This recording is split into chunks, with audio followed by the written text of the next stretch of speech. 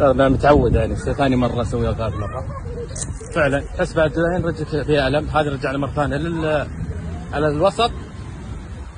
شوف هذا الوسط بعدين فراشة.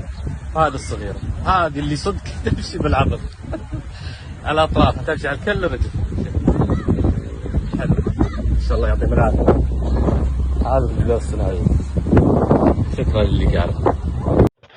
بسم اللہ الرحمن الرحیم، السلام علیکم جی۔ تو یہ ویڈیو آپ دیکھ لیں، یہ ویڈیو سعودی عرب کے شہر الجبیل سے لی گئی ہے۔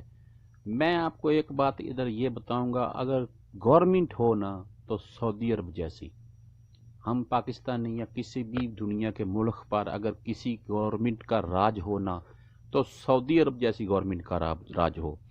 یہ سعودیوں کی کیئر بہت کرتے ہیں، ان کو وظیفے وغیرہ بھی دیتے ہیں۔ ابھی یہ ویڈیو آپ دیکھ لیں، الجبیل میں یہ سمندر کے کنارے پارک بنا ہے، اس پارک میں ان لوگوں نے کافی مہنگی قسم کا یہ سیٹ اپ لگتا ہے جو کہ بڑے سلون میں آپ کو ملے گا۔ تو یہ سیٹ اپ آپ دیکھ لیں، ان لوگوں نے ایک طرف باکس لگایا ہوا ہے کہ ادھر آپ اپنی چپلیں اتار کر رکھ سکتے ہیں، اور جو یہ چھوٹے چھوٹے پتھر لگے ہوئے ہیں نا، ان کے اوپر آپ ننگے پیر چلیں گے۔ اگر آپ ان کے اوپر ننگے پیر چلیں گے تو آپ کی خون کی گردش جو ہے وہ بہتر ہوتی ہے۔ یہ ایک سائنسٹیف قسم کا موٹیویشن ہے، کیونکہ بہت سارے ڈاکٹر حضرات اس بات کو بالکل سہمت ہیں کہ چھوٹے چھوٹے پتھروں کے اوپر ننگے پاؤں چلنا، خاص کر صبح کے ٹائم، انسانی جسم میں خون کی گردش کو بہترین بناتا ہے۔